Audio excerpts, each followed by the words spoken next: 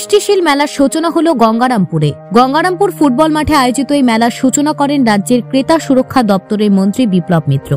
এছাড়া উপস্থিত ছিলেন জেলাশাসক বিজিন কৃষ্ণা, কুশমন্ডির বিধায়িকা রেখা রায়, গঙ্গারামপুরের বিডিও অর্পিতা ঘোষাল, অমর্ত্য দেবনাথ সহ বিশিষ্টজনেরা। এদিন গঙ্গারামপুর স্টেডিয়াম থেকে বর্ণাঢ্য শোভাযাত্রার মাধ্যমে অনুষ্ঠানের সূচনা হয়। এরপর গঙ্গারামপুর ফুটবল মাঠে প্রদীপ প্রজ্বলনের মাধ্যমে মূল পর্যায়ের অনুষ্ঠানের সূচনা করা হয়। মেলায় মোট ৬২টি স্টলে দক্ষিণ দিনাজপুর জেলার বিভিন্ন প্রান্তের হস্তশিল্পী ও স্বনির্ভর গোষ্ঠী যোগদান করেন। বাঁশের হস্তশিল্প, ধোকরা শিল্প, কাঠের বিভিন্ন শিল্পকর্ম, জেলায় উৎপাদিত বিভিন্ন কৃষিজাত পণ্যের স্টলে বেশ ভিড় লক্ষ্য করা যায়। এর পাশাপাশি মূল মঞ্চে বিভিন্ন সাংস্কৃতিক অনুষ্ঠানের আয়োজন করা হয়েছে।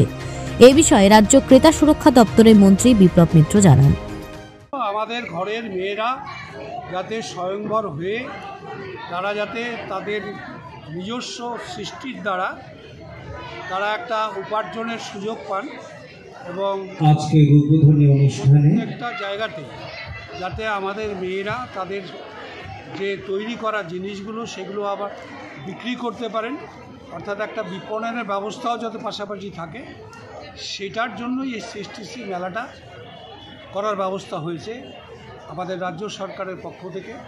আমাদের এই জেলায় আমাদের ডিস্ট্রিক্ট ম্যাজিস্ট্রেট আমাদের যিনি আছেন মূলত তার নেতৃত্বে এই মেলাটার আয়োজন করা হয়েছে এবং একজন এডিএম সাহেব তিনি দায়িত্বে আছেন গোটাটা, এবং তিনি গোটা ব্যাপারটাই পরিচালনা করছেন। এবং এটা আমাদের প্রায় এখানটায় যে সেলফ হেল্প গ্রুপগুলো আছে তাতে যত মেম্বার আছে তাতে দেখা যাচ্ছে, যতদূর জানা যায়, তাতে প্রায় ২.৫ লক্ষ মতন মহিলা আছেন যারা এর দ্বারা তারা কিন্তু নিজেরা কিছু উপার্জনের ব্যবস্থা পেতে পারে।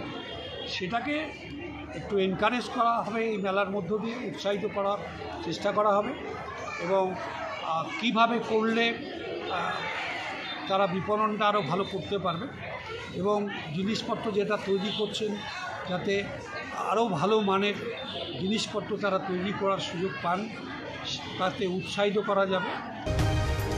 গঙ্গারামপুর থেকে বিশেষ প্রতিবেদন, নিউজ টুডে।